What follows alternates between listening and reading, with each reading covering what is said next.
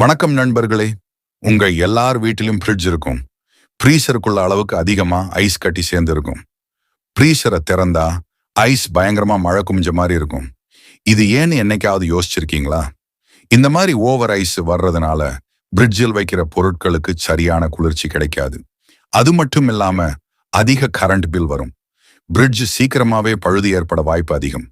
இன்னைக்கு இந்த வீடியோல ஃப்ரிட்ஜில் ஓவர் ஐஸ் வர்றதுக்கான 5 முக்கியமான காரணங்களையும் அதுக்கு நாமே வீட்ல செய்யக்கூடிய எளிய தீர்வுகளையும் பார்க்க போறோம். முதல் மற்றும் மிக முக்கியமான காரணம் பிரிட்ஜ் கதவில் உள்ள கேஸ்கட். இதுதான் பிரிட்ஜ் கதவை இறுக்கமா மூடி வைக்கிற ரப்பர் பெல்ட். இந்த ரப்பர் காலப்போக்கில் பழையதாகி கிழியலாம் அல்லது தளர்ந்து போகலாம். அப்படியானால் வெளியில இருக்கிற சாதாரண காற்று பிரிட்ஜுக்குள்ள புகுந்துவிடும். சாதாரண காற்றுல ஈரப்பதம் அதிகமா இருக்கும்.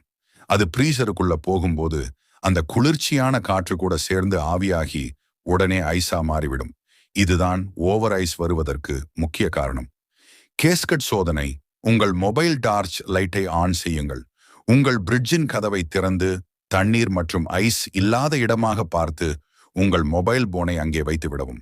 அடுத்த கட்டமாக பிரிட்ஜ் டோரை அடைக்கவும். பிரிட்ஜ் இருக்கும் ரூமின் லைட்டை அணைத்து விடவும்.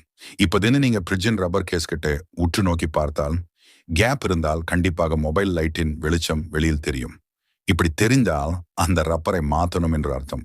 சில நேரம் அந்த ரப்பர்ல அழுக்கு சேர்ந்திருந்தாலும் இந்த பிரச்சனை வரும். ஒரு ஈர துணியை வச்சு அந்த ரப்பரை நல்லாக சுத்தம் செஞ்சு பாருங்க. இரண்டாவது காரணம் என்பதனை நமது அடுத்த வீடியோவில் பாருங்கள். அதனுடைய லிங்க் கீழே இணைக்கப்பட்டுள்ளது.